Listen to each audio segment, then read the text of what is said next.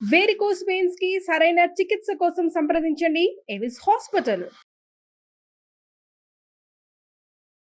అందరిలాగే నేను కూడా అన్ని రకాల ప్రయత్నాలు చేశాను జాబ్ కోసం. రీసేల్ కార్ కంపెనీలో జాబ్ వచ్చింది మేడం. సంతోషం. శాలరీ 10,000. అది రీసేల్ అని పేరుకే కానీ మేడం, కార్ షోరూమ్ మాత్రం ఒక న్యూ కార్ షోరూమ్ అంత అందంగా తీర్చిదిద్ది ఉండను. ఆ అట్మాస్ఫియర్ అది నాకు నచ్చి జాయిన్ అయ్యాను మేడం. ఇంకోటి ఏంటంటే ఆ మేనేజ్మెంట్ వాళ్ళు నాకు ఎవ్రీ కారు నేను నా చేతుల ద్వారా అమ్మి పెడితే ఒక కార్ మీద 5,000 రూపీస్ కమిషన్ కూడా నాకు ఇస్తానని మాట ఇచ్చారు మేడం. ఫస్ట్ మంత్ నేను 3 కార్స్ సేల్ చేశాను సార్. సంతోషం. అంటే 3 5s 15,000 ప్లస్ నా శాలరీ 25,000 వచ్చింది సార్. ఇవన్నీ ఏంటంటే ప్రీమియం లగ్జరీ కార్సా? బాగా లగ్జరీ ఉన్నవి తక్కువ ఉంటాయి, ఎక్కువగా మిడిల్ క్లాస్ వాళ్ళవి ఉన్నాయి. 1 by 1 నేను ఎక్కువగా సేల్ చేయడం, నా కమిషన్ పెరగడం కూడా జరుగుతుంది. సంతోషం. ఆ వచ్చిన డబ్బులతో నేను చక్కగా నా కొలీగ్స్ ఒక 50 మెంబర్స్ వరకు ఉంటారండి ఆ షోరూంలో, మొత్తం బాయ్ నుంచి మొత్తం అందరు కూడా వాళ్ళకి స్వీట్స్ అవి పంచడం అవి చేయడం జరిగింది సార్. కానీ కొంతమంది వ్యక్తులు మాత్రం వాళ్ళు మనస్ఫూర్తిగా తీసుకుంటున్నట్టు నాకు అనిపించట్లేదు సార్. ఉంటారులేండి, ఆ జాతి ఉంటూనే ఉంటుంది. అయితే అయినా సరే నేను నా దృష్టి మాత్రం నా కెరియర్ మీద పెట్టాను సార్. Good good. ఎవ్రీడే నేను ఎవరో ఒకరిని పరిచయం చేసుకోవాలి, కార్ అమ్మాలి, అదే నా యాటిట్యూడ్. ఇంకా నాకు వేరే వర్క్ లేదు. సో నేను డే బై డే చేస్తే ఆఫ్టర్ 6 months నేను 1 fine day నేను చూసుకుంటే ఆ మంత్లో 10 కార్స్ సేల్ చేశాను సార్. 10 into 5 50,000. అదే టైంలో మా బాస్ బిఫోర్ వీక్లోని నాకు శాలరీ కూడా హైక్ చేశారు సార్. 25,000 చేశారు. సో నేను 75,000 ఫస్ట్ టైం నా లైఫ్లో గెయిన్ చేసిన మంత్ సార్ అది. సూపర్.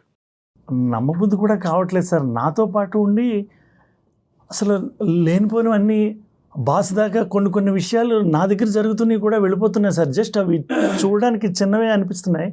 నాకు ఈరోజు ఇంత పరిస్థితి అవుతుందని నేను అనుకోలేదు సార్. సో మీకు పడినటువంటి వాళ్ళు చాలా మంది ఉన్నారు అక్కడ, చాలా మందో కొంతమందో ఎదురుకుంటే బాగానే మాట్లాడుతున్నారు సార్. వదిలేండి, మీరు కాకపోతే వేరే వాళ్ళ ద్వారా వెళ్ళింది కదా అక్కడ గుంపులోనే.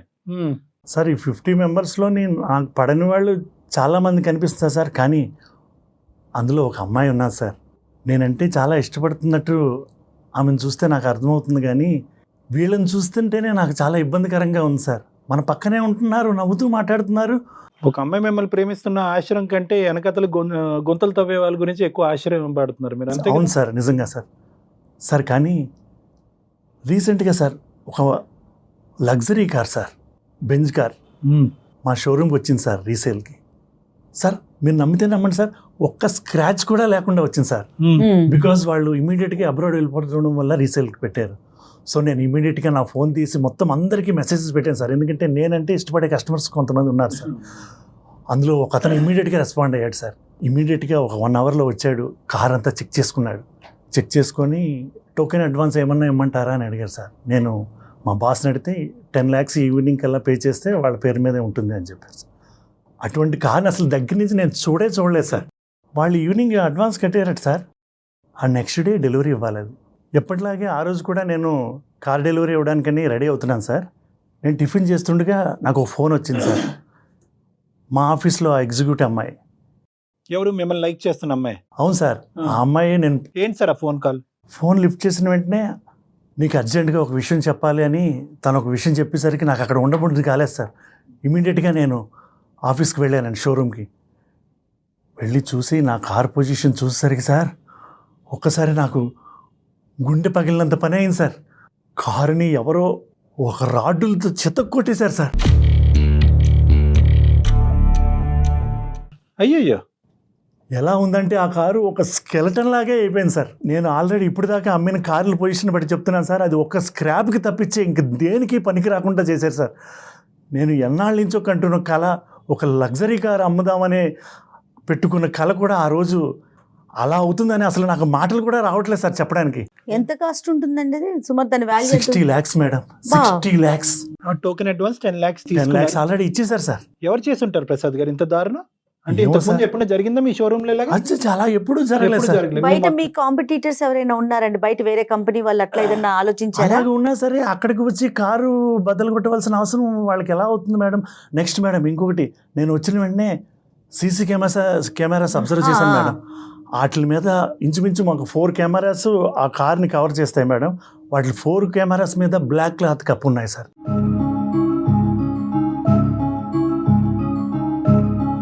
ప్రసాద్ గారు, ఇప్పుడు కెమెరాస్ మీద క్లాత్ వేసిందన్నారు. ఎవరి మీద అనుమానం ఉందా? ఇప్పుడు కాంపిటీటర్స్ వచ్చే అవకాశం లేదంటున్నారు. అవును మేడం.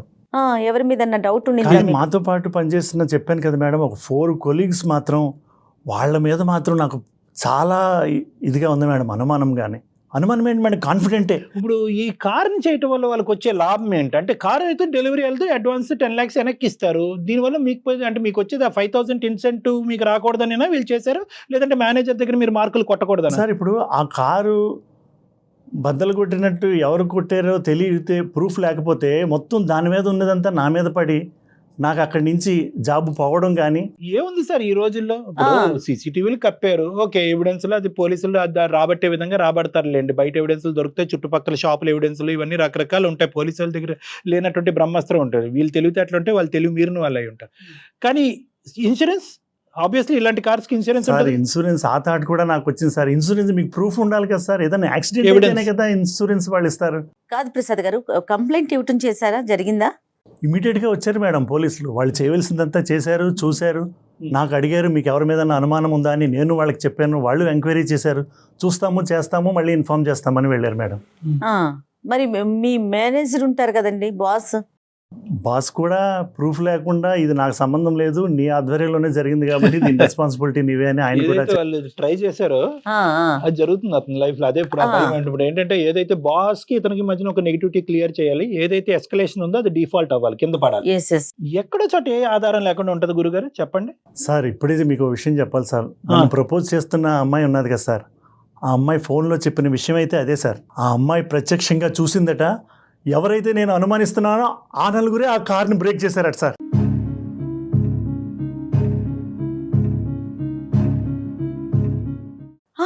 చూసింది మేడం, చూసి కానీ ఒక విషయం చెప్పింది సార్. ఇది మాత్రం నేను బయటకి చెప్పను, విట్నెస్ చెప్పను, అలా చెప్పినట్టయితే నేను సూసైడ్ చేసుకుంటానని చెప్పింది సార్.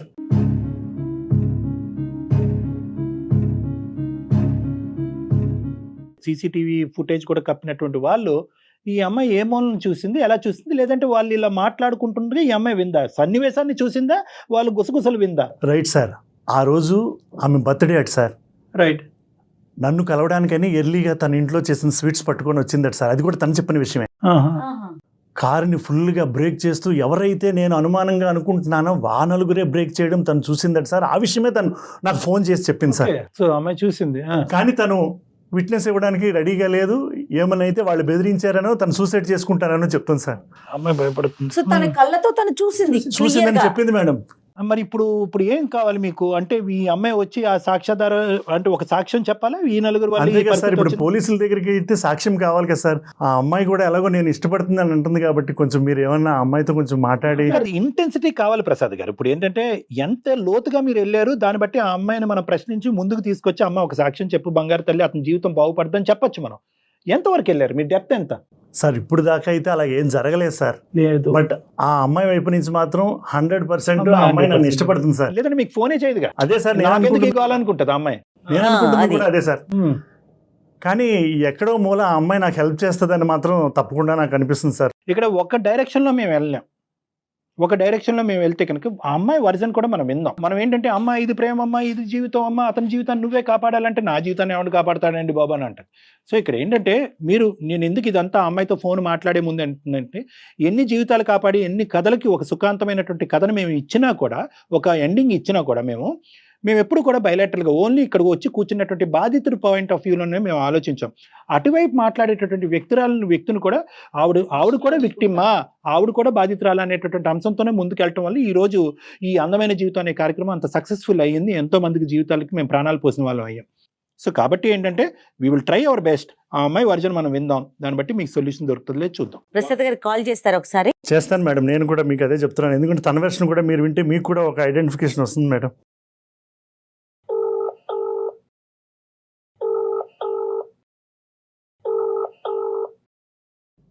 హలో హలో వేద, ప్రసాద్ గారు, నువ్వు ఎక్కడున్నావు ఇప్పుడు? ఆఫీస్ లో ఉన్నానండి. ఇంకెవరైనా వచ్చారా? పోలీసులు అని ఎవరన్నా వచ్చారండి. వచ్చి చూసి ఎంక్వైరీ చేసి వెళ్తూ ఉన్నారు. మీరు ఆఫీస్కి రాలేదండి? ఈ కార్ టెన్షన్లో ఉన్నాను వేద. ఇప్పుడైనా నేను రిక్వెస్ట్ చేస్తున్నాను, నువ్వు ఒకసారి నాకు ఈ ప్రాబ్లం నుంచి బయటపడే మార్గం ఏమన్నా చెప్పొచ్చు కదా. ప్రసాద్ గారు ఒక 2 minutes అండి, నేను ఆఫీస్ లో ఉన్నాను. ఓకే, ఓకే, కొంచెం ఓకే. పైకి వచ్చి మాట్లాడతాను. Okay, okay. టెర్రస్ పైకి వెళ్తాను. ఒక 2 minutes.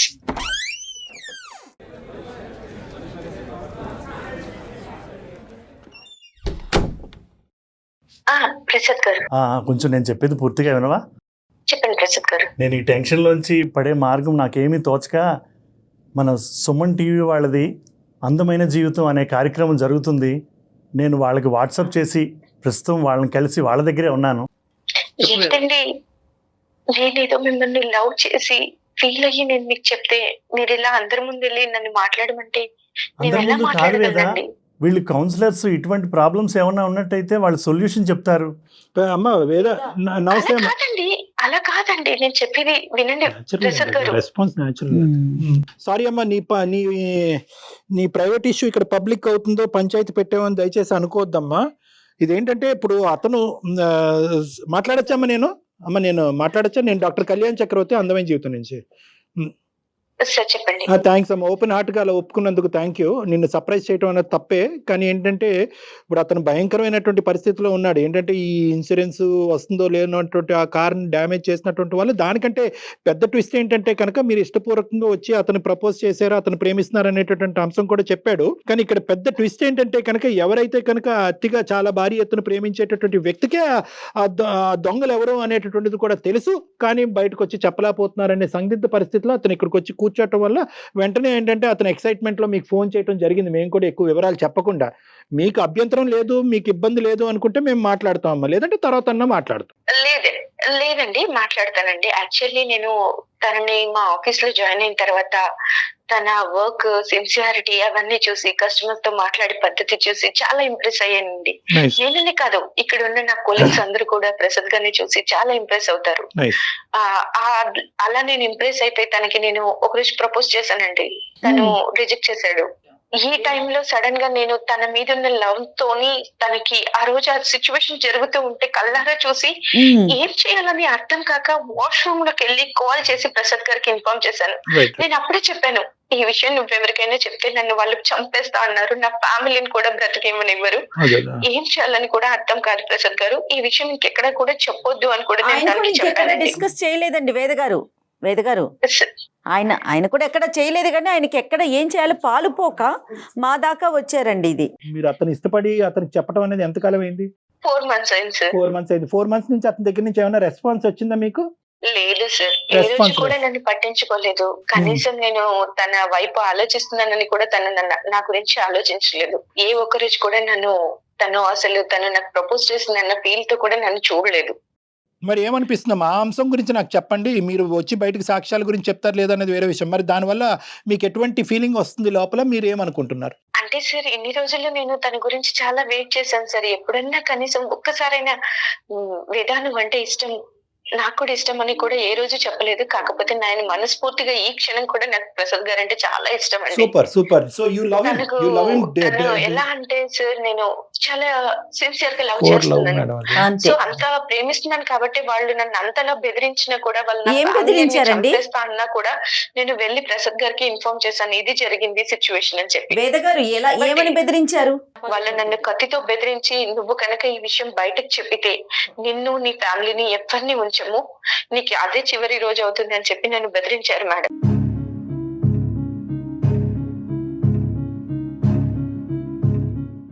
నువ్వు ఆ రోజు చూసింది నాకే ఎందుకు చెప్పాలనిపించింది చెప్పు నీకు? అంటే నేను మిమ్మల్ని ఇష్టపడ్డాను కాబట్టి మీకే చెప్పాలి. మరి అంత ఇష్టపడిన వ్యక్తి సమస్యలో ఉన్నప్పుడు కనీసం ఆ సమస్యలో నుంచి చిన్న హెల్ప్ చేయాలని నీకు అనిపించట్లేదా? ప్రసాద్ గారు, దట్ ఈస్ అబ్సల్యూట్లీ రాంగ్ అండి. ఇది కరెక్ట్ కాదండి. ఈ బార్గెనింగ్, ఈ బిజినెస్ చేయొద్దు మనం. ఏంటి ప్రేమించింది ఆ అమ్మాయి, ప్రేమించినందుకు మీరేం చేశారు? 4 నెలలు బట్టి మీరు నానబెట్టి ఉంచారు. ఓకే, మీరు ఎంత ప్రేమించుకున్నా కూడా, ఎంత ఒకరికొకరికి ఇచ్చుకున్నా కూడా, ఈ రోజు ఆ అమ్మాయి ప్రాణాన్ని పణంగా పెట్టుకుని ఇప్పుడు బయటకు వచ్చి సాక్ష్యాధారం చెప్తే కనుక అక్కడే కత్తి చూపెట్టిన వాళ్ళు వాళ్ళు రేపొద్దున బయట పడవరా గన్నుతో కాల్చరా? మిమ్మల్ని ప్రేమించానని చెప్పినందుకు నువ్వు సాక్ష్యం చెప్పండి, అది ఎంతవరకు కరెక్ట్ ప్రసాద్ గారు? మీ 60 లక్షల కారు నేను తక్కువ చేయట్లేదు, అది మీ ఉద్యోగం, మీ కష్టానికి సంబంధించినటువంటి ప్రతిఫలం నేను అనిపిస్తుంది. కానీ ఏంటంటే మీ నలుగురు శత్రువుల్ని ఈ రోజు ఆ అమ్మాయి తన శత్రువుల కింద తయారు చేసుకోవటం అనేటువంటిది ఎంతవరకు సబబు? కేవలం ప్రేమించింది అనేటటువంటి. ఈ రోజు మీరు ఇక్కడ కూర్చున్నారు ప్రసాద్ గారు, ఆ అమ్మాయి మీరు ప్రపోజ్ చేయనటువంటి అమ్మాయి అయితే కనుక మీరు ఈ రోజు ఇక్కడ కూర్చుని ఉండేవారా? 4 నెలలు బట్టి గాఢంగా ప్రేమిస్తున్న ఆ అమ్మాయి ప్రతి క్షణం మీ వైపు కళ్ళ పెట్టి చూపెడుతుంది. ఆ అమ్మాయి ఇండికేషన్స్ అన్ని కూడా మీరు కొట్టిపారేస్తున్నారు. ఆ అమ్మాయికి ఒక సమాధానం చెప్పలేకపోతున్నారు. మీరు ఆ అమ్మాయి ఇచ్చినటువంటి ఆ ప్రేమ, ఆ గుండె ధైర్యం వల్ల ఈ రోజు మీరు ఇక్కడ కూర్చున్నారు. మిమ్మల్ని మీ మీద నేను కఠినంగా మాట్లాడుతున్నాను అనకండి. నన్ను హెల్ప్ చేయి వేదా అని మీరు ఇలా అడగండి. That's not a problem. ఇప్పుడు నన్ను ప్రేమిస్తున్నావా లేదా? ఎస్, నువ్వు నన్ను ప్రేమిస్తున్నావు కాబట్టి ఈ రోజు నువ్వు బయటకు వచ్చి నా తరపున మాట్లాడు అంటే కనుక that is called as a business. ఇంకా అదే ఇప్పుడు నువ్వు బయటకు వచ్చి చెప్పేవే అనుకో, పిచ్చి ప్రశ్న నేను అడుగుతుంది కానీ అడగడానికి తప్పదు. వచ్చి చెప్తే ఏమవుతుందమ్మా? ఏం జరుగుతుంది? నిజంగా వాళ్ళు అన్నంత పని చేస్తారా? నా ఫ్యామిలీని నన్ను చంపేస్తానని బెదిరించారు సార్ వాళ్ళు ఎంత ప్లాన్గా వచ్చారు చూసారా? రెక్కి నిర్వహించి ఎన్ని కెమెరాలు ఉందో చూసుకుని వాటి మీద నల్లగొడ్డలు కప్పాలి, ఎవరు చూడనటువంటి సమయంలో రావటం. ఓకే కళ్యాణ్ గారు, మన చుట్టూ ఒక యంత్రాంగం లేదంటారా? చెప్పండి. ఇప్పుడు వాళ్ళు ఇష్టం వచ్చినట్టు కెమెరాస్ మూసేసి కనిపించిన వాళ్ళని బెదిరించేసి మేము చంపేస్తామనేసి అంటే మనం పోలీసుల హెల్ప్ తీసుకోలేమా? మన దాకా వచ్చారు కాబట్టి. మేడం తర్వాత నా పరిస్థితి మేడం, నాకు జాబ్ ఉంటుందా మేడం? నా ఫ్యామిలీని అంతా నేను ఎలా లీడ్ చేసుకోవాలండి? ఎందుకు మేము ప్రత్యేకంగా దీన్ని సెలెక్ట్ చేసుకున్నాము అంటే కనుక ఈ పర్టికులర్ అంశం ఒకటి, ప్రసాద్ది కూడా చాలా సందిగ్ధమైనటువంటి పరిస్థితి, మీది కూడా చాలా భయంకరమైనటువంటి క్లిష్టమైనటువంటి పరిస్థితి. ఈ 2 అంశాలు ఇక్కడ ప్రధానంగా ముడిపడినాయి. ఎవరిది ఎక్కువ ఎవరిది తక్కువ అనేటటువంటి అంచనా వేయటం గురించి మేము లేదు. సానుకూలంగా ఇద్దరికి ఇబ్బంది లేకుండా ఒక కంక్లూజన్ తీసుకొద్దామని చెప్పి ఇప్పుడు ఇంత కష్టపడి ఇంత దూరం వచ్చి ఇక్కడ కూర్చుని తన బాధను విలపించుకున్నటువంటి ప్రసాద్కి మేము ఒట్టి చేత్తో పంపించేటటువంటి ఉద్దేశం కాదు. కానీ అట్ ద సేమ్ టైం నీకు ప్రాబ్లం లేకుండా నువ్వు ముందుకొచ్చి ఏమైనా చేయగలవా అనేటటువంటి ఆలోచన, దాని గురించి ఒక్క నిమిషం మనం ఆలోచించుకుని మేము నీకు ఏదైనా ఒక పరిష్కారం చెప్తే కనుక అమ్మ ఈ విధంగా చెయ్యమ్మా, అప్పుడు నువ్వు స్మూత్గా ముందుకెళ్ళొచ్చు, అతనికి హ్యాపీగా అవుతాడు అని చెప్పడానికి మేము చెప్పే ముందు అసలు నువ్వు ఎంతవరకు ముందుకు రావడానికి రెడీగా ఉన్నావు అన్నది నువ్వు మాకు చెప్పాలమ్మా. కాదు వేద, మీరు కొంచెం ధైర్యం చేసి ముందుకొచ్చి మీరు ఒక్క మాట చెప్పారంటే అతని జీవితం, అతని లైఫ్ నిలబడుతుందండి. ఒక్కసారి ఆలోచించండి మేడం. చెప్పండి. నేను ముందుకొచ్చి తన జీవితం నిలబడుతుంది అని చెప్పారు. మరి నా జీవితం గురించి తను ఎన్ని రోజులు ఆలోచించలేదు కదా మేడం. ఇది ఎక్కడ న్యాయం మేడం?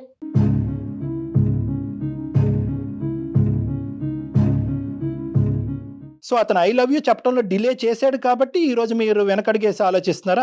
అలా తిరిగిపోతుంది కదంతా కూడా. అంటే సార్ నేను ప్రాణంగా ప్రేమించాను అని ఇన్ని రోజుల నుంచి చెప్తే ఏ ఒక్క రోజు కూడా నన్ను పట్టించుకోలేదు సార్. నువ్వు ప్రేమ గురించి మాట్లాడుతున్నావా?